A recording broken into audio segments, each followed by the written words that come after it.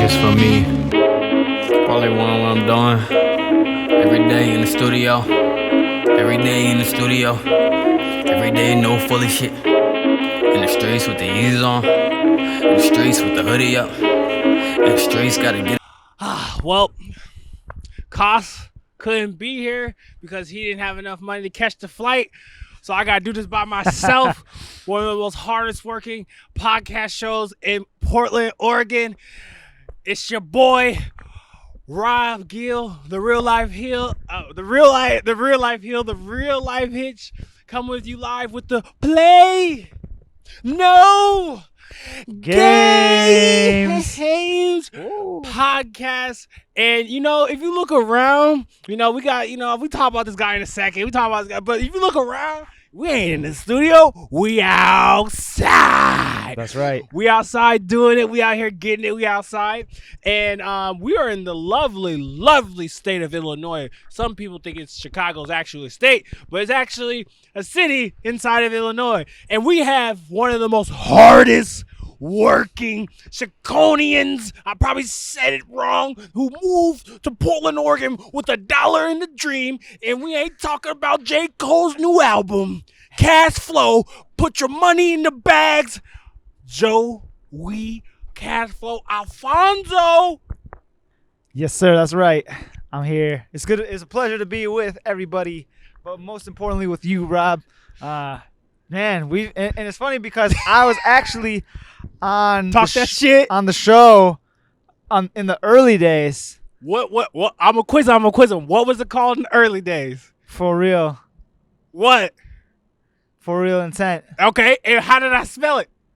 Come on, dude. Only the ghosts. FAUX. Oh shit! He knows. Oh yeah, I remember. I remember because I butchered the fuck out of it. Man, for y'all who don't know, and Joey was one of the very first people to help me before this evolved to a podcast. We're still doing our dating stuff, but we kind of have, and that's a truck in the background. It's okay. We outside. Things happen outside, and what we'll say is, Joey was one of the people who definitely believed that we need in our culture just like a male role model or just a person in general being able to talk about dating stuff from a real standpoint. We all know that I'm not a saint, but I strive to do the right things. I haven't joined the Cheaters Club. Don't plan to ever join that. Because my mama didn't raise no. My mama didn't raise no fool.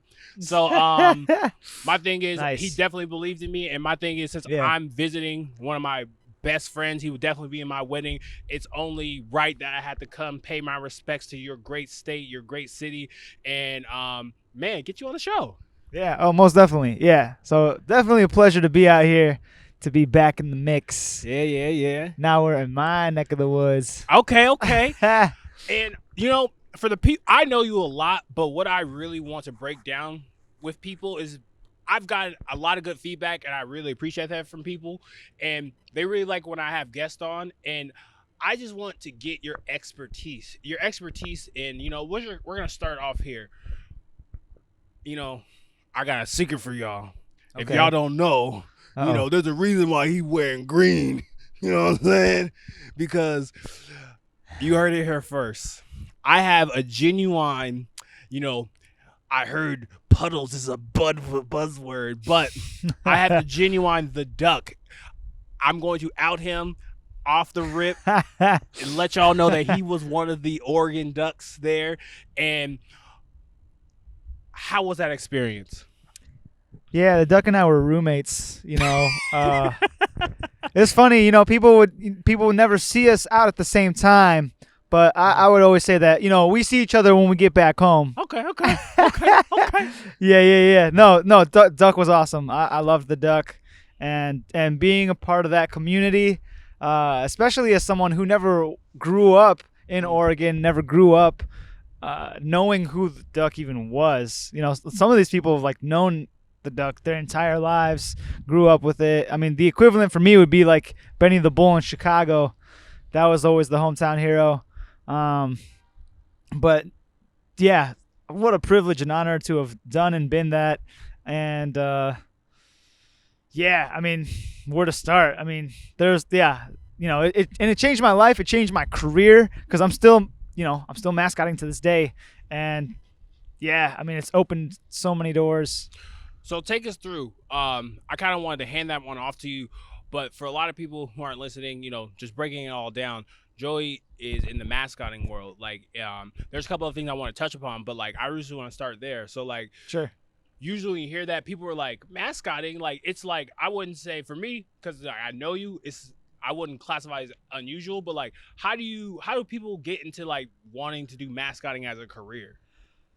Yeah, I mean, the first thing for me, I had a reason, and one of my reasons was I had an uncle, like a very well-off uncle, who specifically told me, because I was in dance before I got into mascotting. I was really big into b-boying and breakdancing. Okay. And so I had one of my, I don't know if rich uncle is the word, but my well-off uncle, he said, "Kid, stick to the books. This dance thing is cool, but there's no future in that. Go to school, get a job, go to work."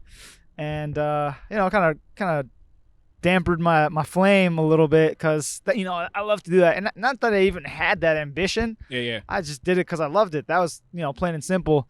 And so when I saw the duck, that for me was a way to actually do something with my talent, with my what I love to do. It's like, oh, this would legitimize, and kind of show my uncle, like, you know what, I can do something bigger and better with my talents. And and I didn't become the duck the first time, I will say. Wow. I tried out, and I didn't get it the first time, and it crushed me. I was crushed. And I tried out my second time, and I actually got it. Yeah. So walk us through, because if my mindset would you say college mascots, would you consider them student athletes? So yeah, I mean, in the collegiate world, in our program, our university program, technically we are student athletes, but we're under the umbrella of cheer, and cheer is not technically an NCAA sport, so we're considered a club. Okay. Yeah. Do you feel like, because I know University of Oregon is a one-of-a-kind university, Right. how they treat, athletes, they're not trying to say, education should matter, it's a research school, but, I don't know who pays the bills, football, Pac-12. But I just want to say, do you feel like when you were the duck, do you feel like you were kind of given that, like, respect? Yeah, so I mean, it's interesting because you get into the politics and whatnot of what happens behind closed doors, and even to say it on camera and live, it's big no. But yeah, I mean, it's just the usual politics of anything corporate. Honestly, I mean, it's not a secret at the same time, because it's a business, and that's how businesses make money. I mean, it's not a secret at the same time, because that's just the nature of the beast. So you had to hide from a lot. Did you have to hide your identity? Well, yeah. So when you're in the job, I mean, it's easier for me to say now, because that was in the past. Like you only a student can be in the position. And so, yeah, when you're the student, it's essential and crucial to the integrity of the program and the identity of the character, not to, out themselves or tell the world, like, hey, everybody, I'm the duck, or I'm Joey's so-and-so. the duck! Joey's the duck! Yeah, exactly. And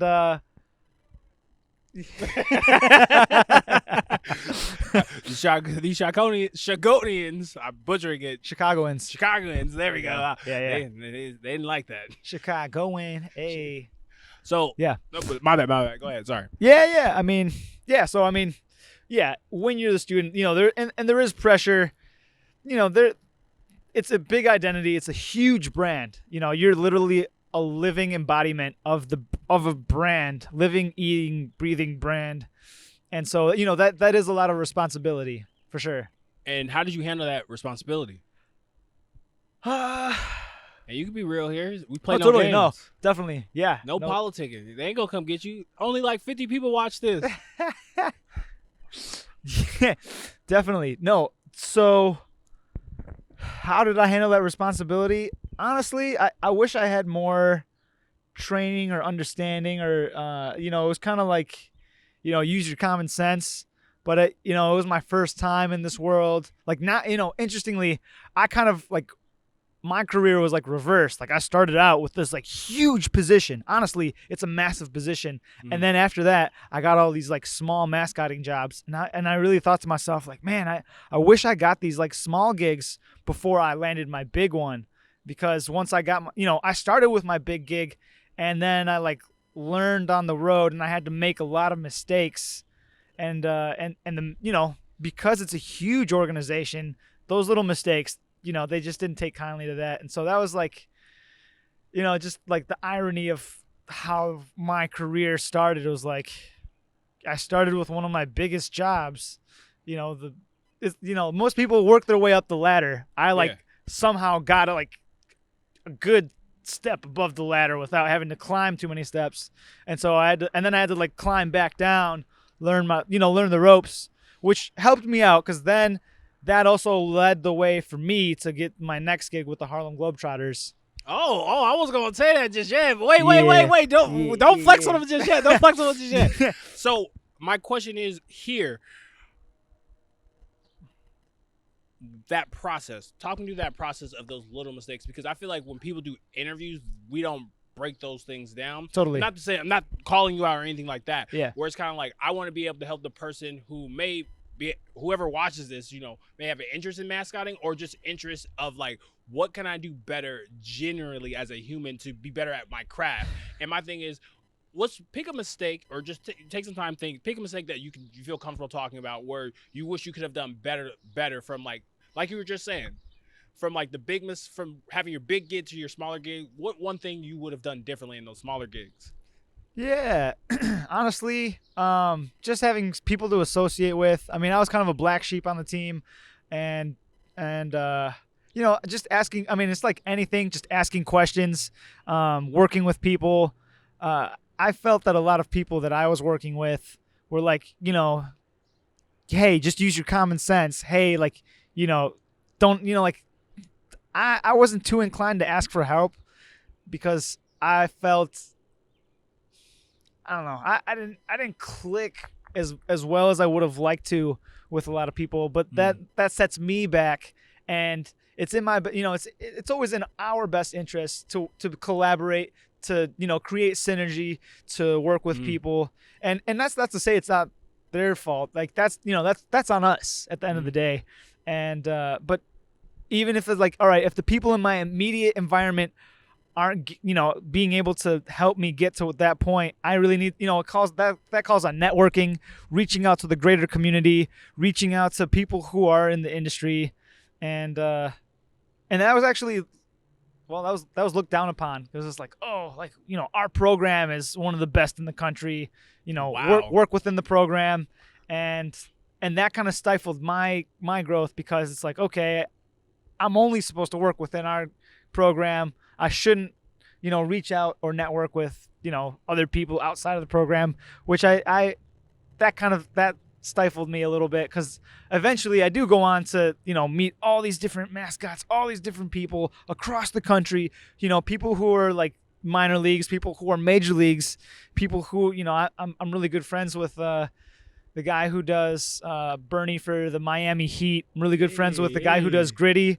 for the Philadelphia Flyers, and a bunch of other pro mascots. And it's like, man, I worked with Dave Raymond, who was the Philly Fanatic.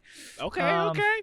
Clutch. I know a bunch of these guys, and I really wish that I connected with the greater community, because you plug in to, the community knowledge. I mean, all of us have our different industries. All of us have, like whatever industry you're in, connect to everybody, like network, like learn from everybody, learn from the best.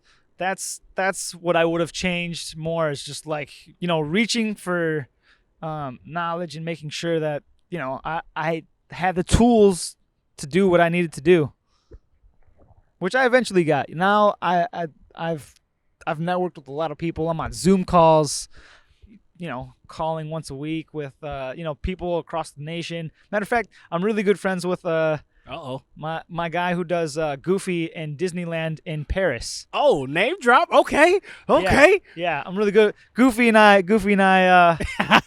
we're pretty good friends. So you about those goofball money, that goofy funny money. Yeah. We might Which edit is that out. Yeah. But they're not doing a whole lot because the pandemic in Europe is significantly more strict, more shut down. Mm-mm. We're pretty lucky to be as open as we are here in the States. No, and like I just want to say I appreciate you, having that reflection. Totally. And what I'm hearing with that is like in our society, like asking questions is so like frowned upon, which I don't understand because like you were saying with networking, right? Sure. With the whole piece with networking, it's about who you know. Mm-hmm. And like I don't know how many times I lost out on an opportunity because I didn't know such and such and such and such, So I find it very interesting, and I'm not gonna name drop, whoever they can piece together that you're in a environment where they're like, you should just get it, like, and like I get it how stifling that can be because, and no matter what industry like you're in, you have to know someone, and I like even in like therapy where like even though when I'm on my own as a therapist, when I have my own private practice, things like that, you are on your own, but your community and network that you have is so essential. And like I can tell you guys right now, I was the lone fucking ranger, and I used to be like, I can handle this, I can do all this stuff, still can, but having your Avengers, having your Justice League, having your team, whether that's just people that you can collaborate with, like, oh man, this person is having this suicide ideation, and like I think I did this, having someone to be a double check, like, Robert, did you think about this? And like the power of that. Yeah, definitely. And it's interesting because a lot of the people that at least of teammates, I mean, I'm one of the few, if not only, at least of my current ones. There were some alum who continue mascotting. Because I'm still very much mascotting even through the pandemic. Where are you mascotting, huh? Yeah. What you doing now? Yeah. Well, all right. So to build up to that, I've done so much minor league baseball. I want to shoot myself. I've done, and it's still doing, which I love, honestly, and I do love it. Baseball isn't my sport, but I've found a place in minor league baseball. There's a huge culture actually, and so I've done that for a few. Please speak on not just baseball, but I'm getting this energy where it's kind of like building up to that. You're doing something you don't want to do, but you have to do it. I don't know about have to do. That's just where the jobs came up at, and you take what comes your way. As you're building, that's just natural. But so actually, interestingly, I'm doing a ton of baseball. I do the Eugene Emeralds. Awesome time. While I did the Duck, I was also like double timing doing Eugene Emeralds, and they get a lot of ducks. Yeah, it's cool. That's no wonder Sluggo does so well. Sluggo's awesome. Love Sluggo. So that transition, I come over to Chicago and I do the Chicago Dogs, which was awesome. Again, I'm going on my 4th year now. So I did 2 years with, or 2.5, I would say 2.5 years with the Eugene Emeralds. Then I got 4 years, going on 4 years now over here in Chicago with Chicago Dogs. Mm-hmm. But after doing so much baseball, I was itching to get into like anything else, specifically basketball. Basketball was like, I love the NBA. I love, just being like the atmosphere of a basketball game.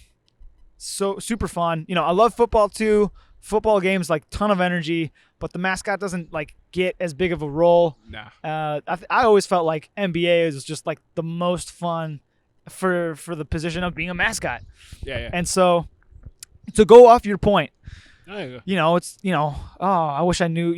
It's who you know. In this case, it's who knows you, and that's actually what really did me in.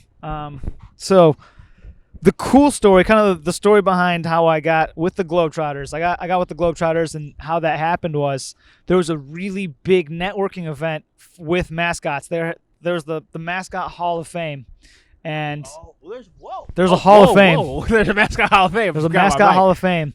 Yeah, and every year they induct, the best mascots in the world or the best mascots in the industry, and so they're having like the Hall of Fame like induction. They're gonna bring in like the top 10 mascots, and they're gonna announce like who made the Hall of Fame. It's gonna be like of the 10, they're gonna select like 2, 3, 4.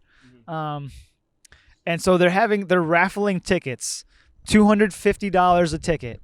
Which is like, all right, I don't have that cash on me, time being. But they're raffling off.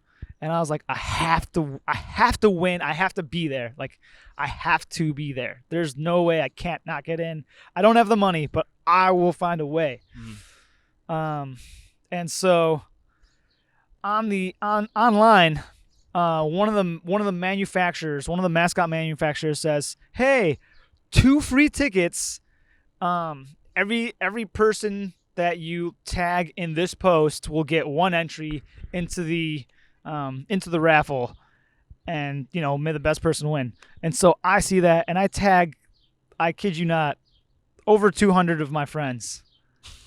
I tag like everybody and their grandma. And then literally like the only other person, there was like maybe like 2 people who like tagged their friends, and they tagged like 2 people. So I like overwhelmingly like the odds was just like, okay, this kid obviously won. Dang. And they saw that too. They were like, who is this kid tagged 200 fucking 200 plus people. Like it caught their eye. They were like, whoa. So I persistent. As you can guess, I won. I hope this story is like right. that. Yeah. So the other person went no. I just broke into the facilities. I just put 1 entry in. No. So I get in. That was and that in itself gave me an edge as I enter the Hall of Fame and the induction. So I'm there, and they have like all these awesome mascots. Who do they have? They have the Oriole bird. They have Sharky from the San Diego Sharks. Okay. Globey with the Harlem Globetrotters. Gosh, there's just like a whole lineup of like awesome mascots. They have the Indiana Pacers Panther. It's a panther. Yeah, it's a panther. Indiana Pacers Panther. I know that. Yeah, there's like a bunch of like top tier mascots. And so, I go and I network with, some of these top organizations.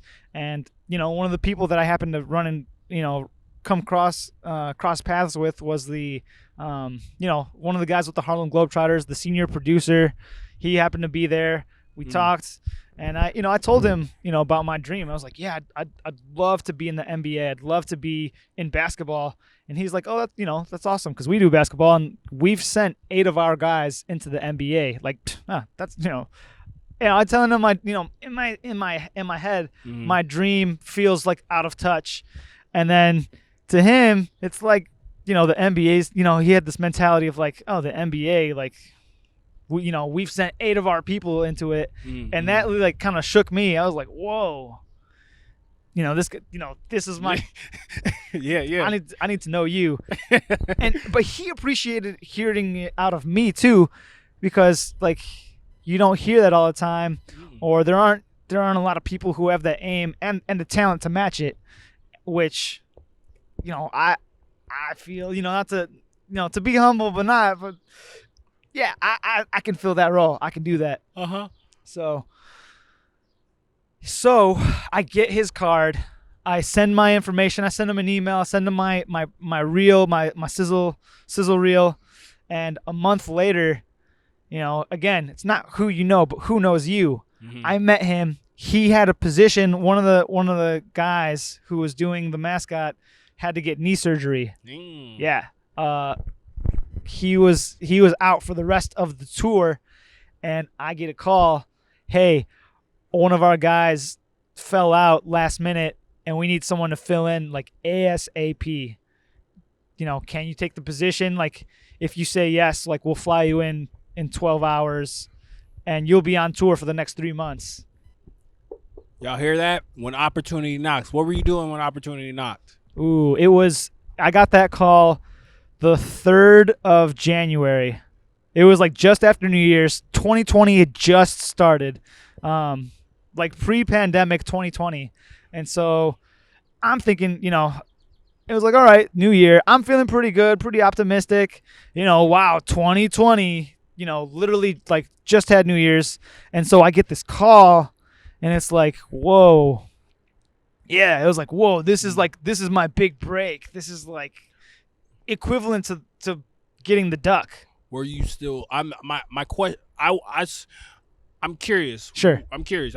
Yeah. Because I want people to really hear this. I want people to hear this. Totally. And I want to really glow you up. When I'm asking what were you doing, right? Were you sulking or were you being consistent doing what you needed to do? Like, what was your routine before you got that call? I was December, so yeah, I got the position January 3rd. But all of December, luckily for me, I had been working out a lot and training, just out of necessity, and I wanted that for myself. And so it was lucky because once I got the position, the guy I only got the position because someone got hurt. Oh, yeah. Someone got hurt, and so I was like, all right, once I was on tour, my biggest priority was not to get injured because otherwise I would be out and someone would replace me. And that, in so many ways, the part that I really want people to hear is, and you can prove me or not. Sure. He's working out. He's got his 9 to 5. He's doing all that other stuff. He's staying ready, and I don't. Yeah, don't get ready. Stay ready. Exactly. And I feel like when you're waiting for an opportunity to call, just complaining like, oh, I'm not, you have to work towards your blessings. And I feel like when they called and like, can you hop on that flight 12 hours? You weren't questioning like, am I physically ready for this? Am I mentally ready for that? Yeah. You were just waiting for that. And I feel like that's what people don't understand. It's consistency. Like, you have to be consistent with what you want. Yeah. Like you told homie, I want to do this. Oh, totally. And my thing is, I bet as soon as like when somebody's like what they're doing, I bet as soon as first day, yeah, they were like, all right, he's backing up what he's talking about because I'm pretty sure you impressed them. Yeah, oh totally. I mean, it was a learning curve for sure because they picked me up mid-tour and they have a big training that they do before tours, to get the new guy ready, and being a new guy and like being untrained. And specifically in their show and how their show works and how the Globetrotters works, because obviously it's a really big show. The production is phenomenal. And so, I'm working with the Harlem Globetrotters. These guys are like NBA, professional athletes, really, really amazing at their craft and what they do. And so I have to come in and gel with the show. So, yeah, I mean... It was, yeah. I mean, I picked up quick, and I'm happy that I'm still in touch, still employed. Yeah. That's Chicago for you. Yeah. They be talking that talk. Yeah. Almost a collision on the street. Yeah. Oh, it's a little biker gang with the little kids. And they ain't got no helmets. I love it. Yeah. Right. So, definitely. No, I really appreciate that, my guy. Yeah. And like, I feel like as a person who watches shows and podcasts and things like that, right? Like, shout out to Flagrant 2, shout out to Brilliant Idiots, shout out to a lot of different shows. I feel like when they have guests on, like people get so enamored with like, oh, you're a Globetrotter, but you don't really hear like people's like, this person was staying ready. Sure. They believed in themselves. They caught major L's and things like that. And like, yeah. I really just want people to hear that because I want you to have your flowers because you definitely deserve that. But like, I think as a society, we get caught up with like, I have this dream. Do you think your dream is just going to fall like a care package? So here's the interesting thing. Actually, I'm glad you mentioned that too. Before getting that call, I remember thinking to myself too, like, damn, am I ever going to do anything bigger than the duck, or am I always going to live in the duck's shadow? And it's like, because I started so high in my career, and then I like went down, catching these other jobs. But it's like, oh, like the duck's huge. It's one of the most recognized collegiate mascots, in collegiate sports. That's a big deal. And I flew out to do commercials for the national championship. I'm doing commercials. I'm doing all these sponsored events with Nike. It was sweet. I did a commercial for AT&T, ESPN, and so it's like, how do you live up to that? I mean, it did. There were times where I was a little depressed because it's like, damn, I guess I had my big shot, but when I got that phone call, it was like such a relief and like breath of fresh air, because it's like, okay, this is like on the same level as the duck. Like, okay, I'm with an organization. The Harlem Globetrotters are going to be 100 years old in 2026. Dang. I mean, they had the first black athletes playing basketball. They had the first, they were bigger than the NBA in the 1950s. Know that. I know. I mean, they, what the Harlem Globetrotters did for the in culture. The Harlem Globetrotters led the way. I mean, before Michael Jordan, they had the world enamored by basketball. They were, they literally traveled the world doing basketball shows and doing basketball tricks, and they have this international presence that's, immaculate. I mean, it's incredible. Yo, I never knew that about the Globetrotters. Yeah. An avid, wow. Wilt Chamberlain was a Harlem Globetrotter. I didn't know that. Yeah. Wow. Yeah. And the first NBA player came from the Harlem Globetrotters. Oh. Yeah. Oh, damn. The first African-American black player in the NBA came from the Harlem Globetrotters. I just lost some black points. I didn't know that. Yeah. I seriously didn't. Wow. Okay, I gotta look up Will. I just know you had the. I hope you had the 100-point game. All right. And like one of the things that, thank you for blessing us with that. Yeah. I guess one of the things I kind of want to I want to shift gears just a little bit. Totally. Yeah. Totally.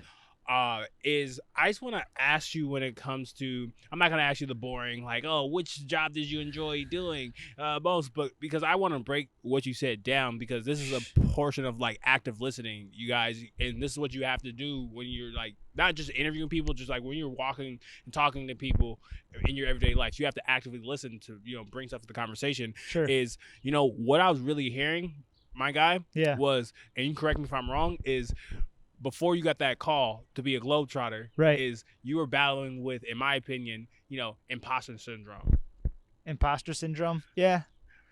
Could you kind of say that? Oh, totally. Yeah. Oh, definitely. Where you're like, the duck is the biggest thing I ever did, and and I didn't want to be that guy in his 40s who always talked about and lived up to like the glory days and I got a high school championship. It's like I didn't want to be like, oh, I was the duck, and like a decade later, and like, oh, dude, who cares? Like, bro, you getting picked up, adds validity to your thoughts you're telling yourself. For like, was this just a fluke? It wasn't. You got talent, my guy. Right. And that's why I'm bringing up imposter syndrome, because not just like you're in it. It's kind of like you're not in it, and you're kind of like you're just saying, this is the biggest thing. Is my cat only the duck? Yeah. Oh, totally. It's not. Yeah. And that's what we tell ourselves.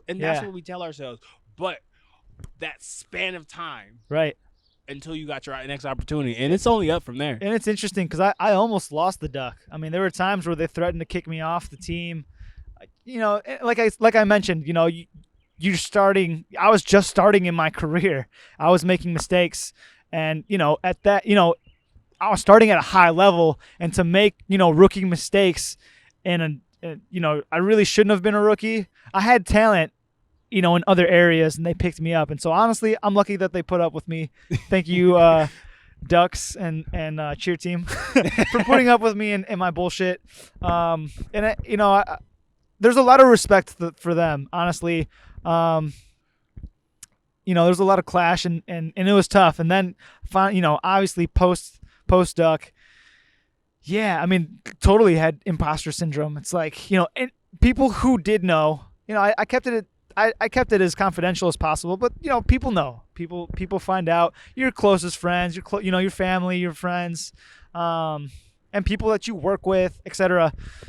Because they see you in a different light. And then it's like, I'm not this, in that community in Oregon, in Eugene, it's a huge deal. I mean, to say, or people to associate you with being the duck. Of course. It's like you're the face behind the mask, and you're almost larger than life in that community. So you got any advantages by being the ducks? When you were talking to the ladies, you were like quack quack. How was that? Well, being the duck get you some kitty cat. Well, it's interesting. It's interesting because I would say like the community of people surrounding me as I was pursuing the duck, that was probably like, I told a lot of people like, I'm going to be the duck. And they're like, okay, whatever. This like that's a great ambition, Joey. And like, good luck. But I don't think anyone really believed I don't think people knew how bad I wanted it. Like how bad I wanted to get the Globetrotters. It was probably like, it was like that level. Like I just had this like intense burning desire. Like I am meant for this. Like I have to have this. And I was like soul crushed when I didn't get the duck the first time. And when I tried out the second time, I went in like, hey, if I don't get it, that's cool. But like I'm gonna go at this. I'm gonna have fun. And like this is for me. Like I totally see myself doing this. Okay. Yeah. So I have we got like 5 more minutes left, and then we're done. We got totally. 5 more minutes. Sure. Because we on vacation. Yeah. On vacation. I just want to say this because we're gonna rapid fire. We're gonna take it a little easier now. All right. Ease you into some softball questions. Is as a person who watches mascots, and then I'm gonna throw some other funny shit at your way. Okay. Okay. Is as a person who's a mascot. Yeah. 2 things. First rapid question. Do you get sweaty in your suit? Oh, yeah. Oh, okay. Totally. Do you have multiple personalities? Yes and no. Okay. It's a different psychology, a different mentality when I'm in the suit. I mean, I am myself and I am like the character. I mean, I switch. Do you find yourself swimming in ponds? I'm a fish out of water. Do you find yourself doing duck things? Nah, I'm just fucking. No, it's cool. I mean, I did some. It's funny. I've done mascot trainings where it's like, okay, you're a gorilla in the jungle searching for bananas. It's like, oh shit. It's like, all right, you're a giraffe. Blah blah blah. It's like, I mean, we've done like impersonation. It's a lot of improv. It's a lot of impersonation. You're impersonating. You're fitting these characters, and it's like, how do you get into the mindset? How do you do that? And yeah, I mean, you think of when you're doing the character, it's like, all right, what are the traits of this character? Oh, the duck's silly, clumsy, happy-go-lucky, can't do no wrong. Sometimes prank you. It's like, okay, and then you just like kind of. You like fit that mentality, like got him. Oh, what's that? Oh, shoot. I did not consent to that. Yeah, this is that kind of show. We care about all people here. Shut up. Whoa, this is on camera, folks.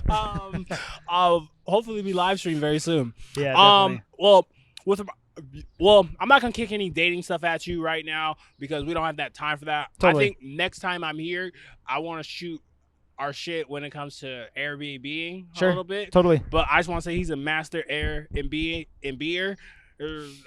look here. You all know I like to fumble my Master words. host. There we go. He's a master host. Airbnb host. But I just want you to get a little bit more further in your craft too, because the next time I definitely gonna have you on the show. I want you to kind of talk your stuff with the Airbnb stuff. Okay. Okay.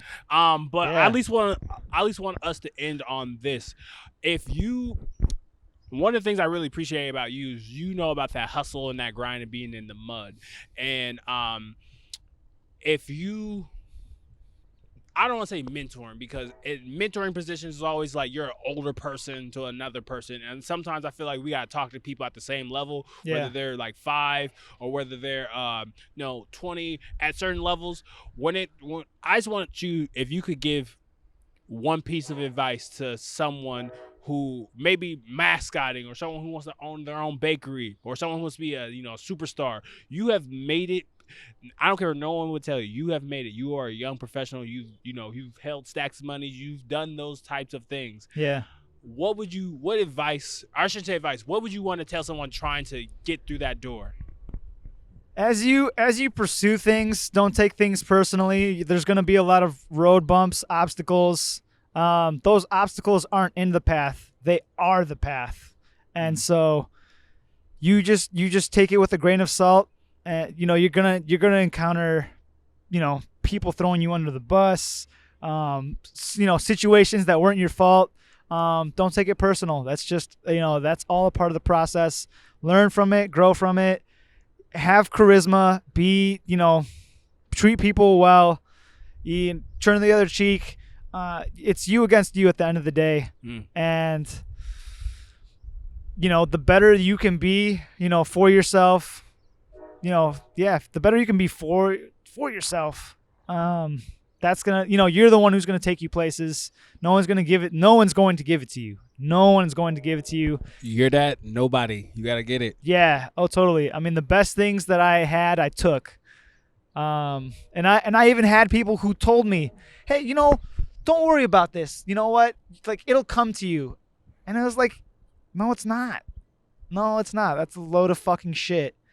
And, the things, like, some of my best gigs were the ones that I, like, something came up and I took it. And I would even get in trouble for it. But it's, hey, you know what? Ask for, it's better to ask for forgiveness than to ask for permission. Take it. And, again, don't take it personal when, shade comes your way. So I'm going to say here yet again, we ask for consent on this podcast. You don't take anything. Well, you ask opportunity. Always, there we go, folks. I had to. You touched my knee again. I saw that. No, you're kicking.